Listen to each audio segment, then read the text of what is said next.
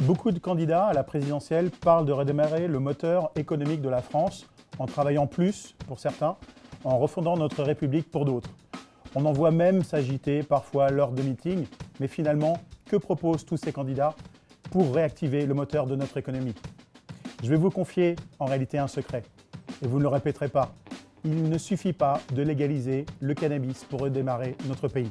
Qui apporte de vraies solutions à notre nation? François Mitterrand avait dit que l'on avait tout essayé, c'est faux.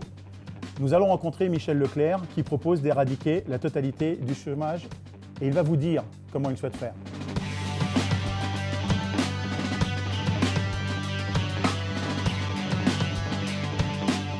Bonjour, je suis Yves Soulabaye, chef d'entreprise et enseignant-chercheur. Je vous propose de revenir sur cette question absolument essentielle qui se pose à tous les candidats à l'élection présidentielle au sujet de la TVA sociale. Michel Leclerc, vous êtes rare dans les médias. On vous connaît au travers de votre frère. On vous a souvent appelé le casseur des monopoles. Oui, c'est vrai. On m'a souvent appelé le Robin des Bois. Bien, pourquoi? Tout simplement parce que j'ai osé franchir des situations monopolistiques que jamais on n'avait osé dans notre pays. J'ai estimé déjà à l'époque qu'il était nécessaire de rétablir la libre concurrence en France afin de réduire les coûts. Alors soyons pragmatiques. Vous souhaitez parler devant les Français de la notion de TVA sociale. Oui. Qu'est-ce que vous voulez dire par là? La TVA sociale, c'est un peu ce qu'on parle depuis longtemps et c'est un peu un pigeon qui va tout le temps et qu'on ne voit jamais. Hein.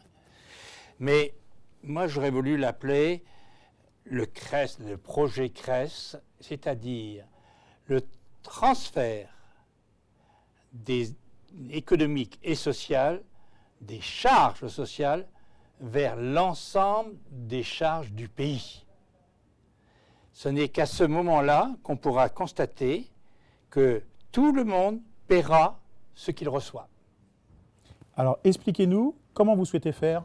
Il faut accepter une certaine philosophie de société qui va apparaître évidemment quelque chose de révolutionnaire, d'enlever la totalité des charges sociales, familiales, maladie, salariales et patronales, de façon à les transférer totalement sur le budget de l'État.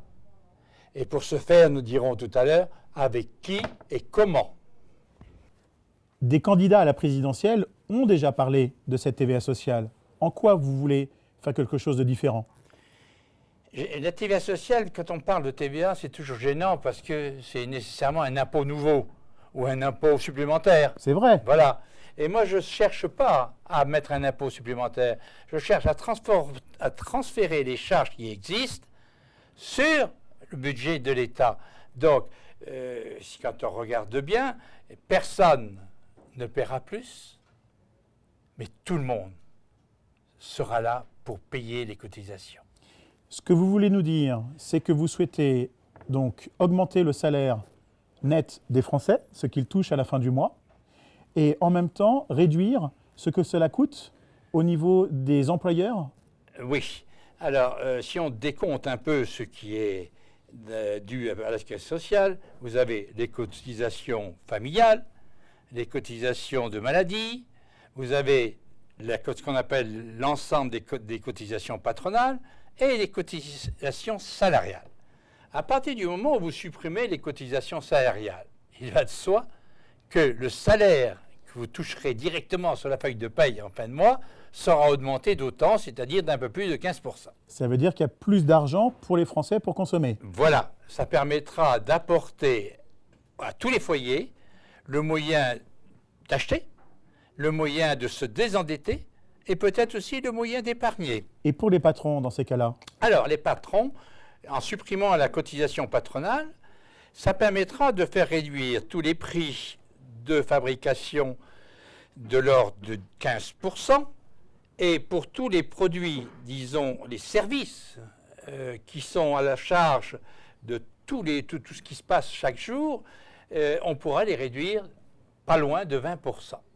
Mais ça veut dire dans ces cas-là, si ce ne sont ni les Français par leur fiche de paye, ni les employeurs par les cotisations sociales qui paient, qui va payer à leur place?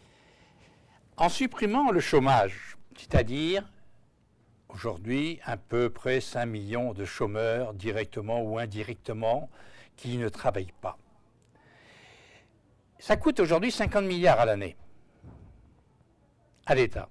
Mais ce n'est pas suffisant pour payer la totalité. Ce n'est pas suffisant.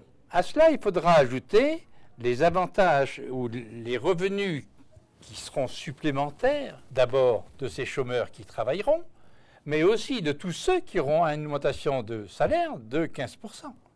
Donc, les revenus sur les impôts en fin d'année, et tout le monde paiera, permettra de trouver entre 40 et 45 milliards. Mais la totalité des cotisations sociales, Michel Leclerc, c'est à peu près 240 milliards. Il nous en manque. Eh bien sûr qu'il nous en manque. Alors, il y a encore 2 points qu'il faut bien préciser. Le fait de réduire le chômage, le fait d'avoir mis des prix compétitifs, va permettre d'exporter beaucoup plus et de rétablir notre balance commerciale exactement comme ont fait les Allemands. Aujourd'hui, notre balance est déficitaire de 80 milliards. Nous devons pouvoir la ramener bénéficiaire de 20 à 30 milliards. Tout ceci permettra de dégager une certaine somme, que je situe aux alentours de 20 milliards, pour payer ces cotisations. Pour compléter les charges qui sont imputées à l'État, nous serons contraints, évidemment, d'accroître les taux de TVA de l'ordre de 4 à 5 points et le taux de la CSG d'environ 4 points. Mais ça veut dire dans ces cas-là avoir plus de coûts pour les Français? Oui, si vous regardez bien, ça fait 4 et 3, 7. Et nous leur disons des prix qui vont baisser de 10 à 15%. C'est-à-dire, alors ce que vous voulez nous dire, Michel, c'est que le fait que ça soit moins cher pour les employeurs, vous souhaitez qu'ils aient la possibilité de retransférer ce qu'ils gagnent sur la baisse des prix, ce qui va au bénéfice des consommateurs. Et à partir de ce moment-là, même si les consommateurs ont une augmentation de l'ordre de 7% de leur consommation, le fait qu'ils aient 15% supplémentaires de salaire, en finale, c'est un véritable gain de pouvoir d'achat. Non seulement ce sera sur le gain des salaires, mais en plus sur le prix, la réduction des prix de tout ce qui sera produit qu'ils achèteront. Ça veut dire que vous voulez obliger les patrons à reporter cette baisse de charge sur les prix? Je trouverais normal que les patrons, sur la partie qu'ils vont récupérer par le fait de ne plus avoir de charges sociales, qui gardent pour eux 20% pour prévoir des investissements ou rétablir leur bilan, soit. Mais les 80 autres pourcents doivent servir impérativement à baisser les prix de revient. Mais ça veut dire que, par la même occasion, ça rend la France, en réalité, plus compétitive à l'international. C'est l'objectif de tout cela. Si on veut supprimer le déficit commercial, il faut réduire nos prix de revient, que ce soit à l'exportation ou à l'importation. Mais ça veut dire, dans ces cas-là, qu'on se retrouve de nouveau compétitif face aux Allemands. Bien sûr, on va se retrouver face, pas seulement aux Allemands, on va se trouver compétitif vis-à-vis des Polonais, vis-à-vis des Américains, qui vendent quand même beaucoup sur les marchés européens. Mais dans ces cas-là, quelle relation vous voulez avoir avec ces pays? C'est-à-dire que vous voulez annexer par la baisse de nos propres prix ces pays-là? Alors, à partir du moment où notre prix de revient est compétitif, ce sera à eux de vouloir faire eux aussi des prix compétitifs s'ils veulent, mais eux, ils n'ont pas un système, ils n'auront pas le même système de production, ils seront donc en difficulté. Mais je vous ferai remarquer quand même que si vous prenez le tableau des charges sociales, on voit que la Nouvelle-Zélande, par exemple, ne paye aucune charge. Aucune charge. Aucune charge, ni salariale, ni patronale. Donc ils le font déjà. Voilà. Et si vous regardez un tout petit peu le tableau qui représente les charges de notre pays, eh bien, nous apercevons que nous arrivons en tête des charges. On ne peut pas éternellement, voilà le tableau, Voici la Nouvelle-Zélande et voici la France. Alors, entre les deux, il y a 60%.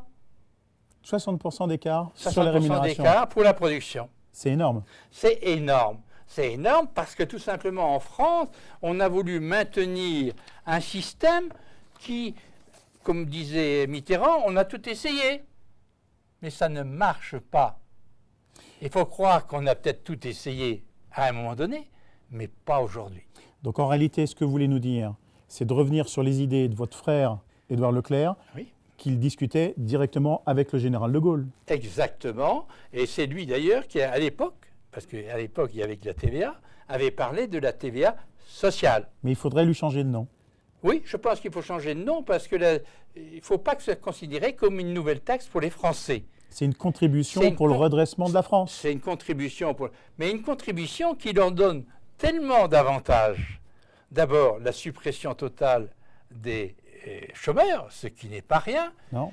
D'accroître les budgets de 9 millions de Français qui aujourd'hui sont considérés comme des pauvres avec des salaires très peu importants. Pour ceux qui en ont.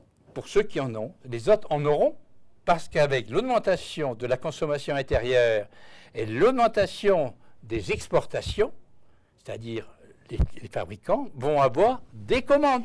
Alors, et s'ils ont des commandes, on embauche. On n'embauche jamais quand il n'y a pas de commande. j'aimerais que vous puissiez expliquer aux Français également, dans ces cas-là, quelle relation avoir, par exemple, avec l'Afrique. Parce que vous avez bien remarqué qu'on se retrouve avec de l'immigration lourde à l'heure actuelle. De toute manière, si on ne va pas à l'Afrique, c'est eux qui viendront à nous. Et Aller en Afrique, qu'est-ce que vous voulez dire?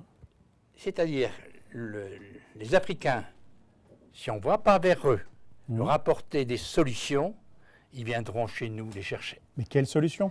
Alors, la seule solution qui est, c'est de faire, non plus donner de l'argent en veux-tu, en voilà, à tous les pays qui, en fait, ne voient jamais l'utilisation de cet argent. Vous voulez dire que des fois, ça s'évapore dans le désert? Un peu ça, oui, c'est même souvent ça. Donc, je préférais qu'on leur donne du matériel, mais pas du matériel d'hier, du matériel de demain. Mais pourquoi faire? Pour fabriquer. Pour fabriquer quoi et pour Mais qui? pour eux, au lieu d'acheter les tracteurs, tous les tracteurs chez nous, et tout le matériel, eh bien, ils en produiront une partie. Et ils vendront à l'intérieur de leur pays. D'accord. Alors, l'Afrique, c'est tout de même 2 milliards de personnes dans 10 ans. C'est tout de même, si vous regardez par rapport à la France, ça fait 50 fois plus. Donc vous voulez que finalement notre petit pays vienne les aider pour éviter tous les problèmes, en finale, que nous avons nous-mêmes et qu'ils ont avec nous. Oui, mais je pense qu'avant que cette machine se mette en place en Afrique, il faudra du temps, il faut former des hommes avec des techniques nouvelles, numériques et autres, et ça va mettre du temps. En attendant, c'est nous qui allons leur fournir du matériel. Vous voulez refaire l'équivalent finalement d'un plan Marshall? Moi, j'aurais surtout faire ce que Lyoté avait dit, donnez-leur une canne à pêche et ils pêcheront. Mais c'est plus difficile dans le désert. C'est plus difficile, le désert. Il faut savoir que l'Afrique est le pays le plus riche du monde en sous-sol. Et la possibilité en eau, à partir du moment où on se donnera la peine de donner de l'énergie, de fabriquer de l'énergie, que ce soit solaire, que ce soit éolien, que ce soit, nucléaire, peu importe. Aujourd'hui, le problème de l'Afrique, moi je suis allé plusieurs fois en Afrique.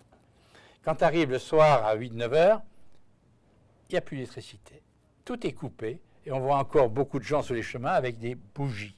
Donc ça veut dire qu'on a accepté de laisser l'Afrique, en réalité, dans la situation économique de notre pays, à peu près des années 50. Oui, je crois même qu'on en a pas mal profité, et spécialement avec les éléments de minerais et autres qu'ils avaient.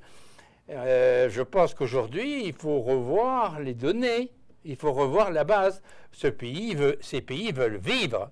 Et c'est à juste titre que je leur dis à ce moment-là, OK, on vous donne du matériel, pas de l'argent, du matériel pour travailler. Des hommes pour vous aider? Des hommes pour vous former. Et ce n'est que dans ces conditions-là que vos pays réussiront à devenir ce qu'on appelle des pays développés. Michel Leclerc, finalement, vous êtes en train de nous dire qu'il faut rendre de la justice sociale dans ce pays. Mais en fait, même avec les relations que l'on a vis-à-vis des autres nations. Ouais, je crois surtout qu'il faudrait déjà rendre une certaine justice en France. Quand on a 9 millions de pauvres, c'est parfois dur à entendre. Ça permet de renourrir la population, ceux qui ont faim? Ben, je pense que si on accroît les salaires et si on apporte aux chômeurs du travail, car il faut se dire ce qui est, sur les 10 millions de chômeurs ou les 9 millions qu'il y a, eh bien, il y a au moins 9 sur 10 qui veulent travailler. Il ne faut pas prendre les chômeurs que pour des paresseux. C'est pas vrai. Seulement, si vous les faites travailler, ils vont devenir comme tous les autres, comme tous les Français, ils vont avoir aussi un revenu. Mais dans ces cas-là, qu'est-ce que vous attendez, qu'est-ce que vous diriez à un chef de l'État français? Il y a des candidats qui, à l'heure actuelle, souhaitent se présenter. Pourquoi ne le font-ils pas? Ah, vous savez, je vous dirais qu'ils sont tous des battants. Maintenant, je souhaiterais qu'il y en ait au moins un qui devienne un combattant. Vous pensez à quelqu'un? Oh, je pense à des gens qui méritent certainement d'être président de la République. Nous verrons qui les Français éliront, mais de grâce qu'ils élisent au moins quelqu'un qui va faire de la France une nouvelle puissance économique. Ça paraît tellement indispensable. Donc, Michel Leclerc, vous venez de nous donner une piste. Vous voulez faire mentir François Mitterrand. Il y a encore des solutions. Donc maintenant, attendons la réponse justement de ces personnes qui se présentent à la candidature. Ok, mais qu'on ne me dise pas qu'il n'y a pas de solution. Il y en a. Tous les économistes le disent. Tous les économistes sont d'accord avec ce que je viens de dire. Tous. Des plus grands jusqu'aux plus petits. Seulement, il faut encore vouloir. Alors ça peut paraître invraisemblable. On va enlever toutes les charges sociales et on va les mettre. Mais non, faites l'addition. Vous verrez que c'est tout à fait possible. Et de remettre tout ce monde, ça résoudra tellement de problèmes. C'est un peu la merde, c'est le chômage, c'est un peu la merde de toutes les difficultés que rencontre la France. Je vais vous dire quand même une chose. La gauche française, dans ce dernier quinquennat, ils ont changé. A mis en place le CICE. D'accord. Qui permet déjà de rembourser une partie des charges sociales. Mais c'est de la complexification administrative. C'est une machine épouvantable et le paiement et le remboursement n'arrivent qu'à la fin de l'année et payé l'année suivante. Donc finalement, pendant ce temps-là, c'est l'État qui s'enrichit. L'État, que l'État s'enrichit, je ne verrais pas d'inconvénient, mais que les chômeurs trouvent du travail, je préférerais. Vous voyez ? Et je pense que si on regarde bien les chiffres, 240 milliards de charges sociales, ce n'est pas non plus l'impossible. C'est vraiment très possible. Et je voudrais qu'un président de la République, avant les dates des échéances électorales, dise à la France la vérité. Nous allons faire comme ça.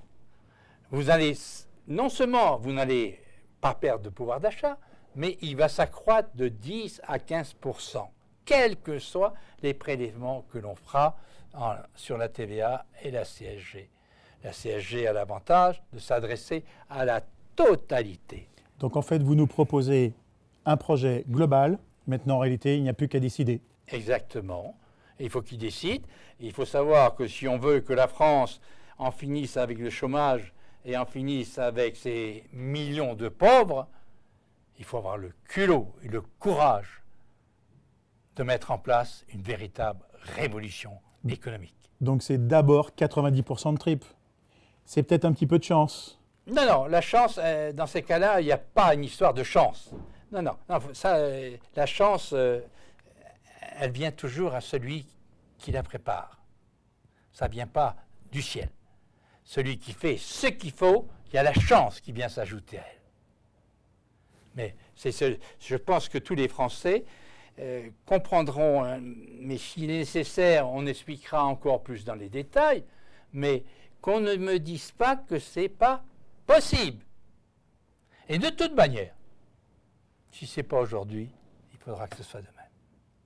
Donc donnons rendez-vous à la totalité des personnes qui se présentent à la présidentielle pour savoir si véritablement ils vont décider de donner une solution aux Français et de leur apporter justement. Oui, mais enfin, vous savez comme moi que les syndicats, dès qu'on parle, ils sont d'accord pour qu'on réduise immédiatement les charges sociales salariales. Mais ça, ce sera qu'un palliatif de quelques années. Si on veut vraiment que la France revienne dans les nations économiques, il faut lui donner qu'elle redevienne une puissance économique. Et une puissance économique, ça veut dire, 1, qu'on réduise la dette, 2, qu'on désendette les ménages, parce que ça ne pourra pas durer non plus éternellement, de laisser les ménages endettés, ça n'apportera rien. Hein, acheter à crédit, à un moment donné, il faut le payer. Bien. Donc je pense et j'espère que les dirigeants de demain, ceux qui auront ce courage de nous dire voilà comment on va faire et qui l'expliquent à la nation, les Français ne sont pas bêtes. Les Français savent. Et les Français décideront. Et ils décideront. Merci Michel Leclerc.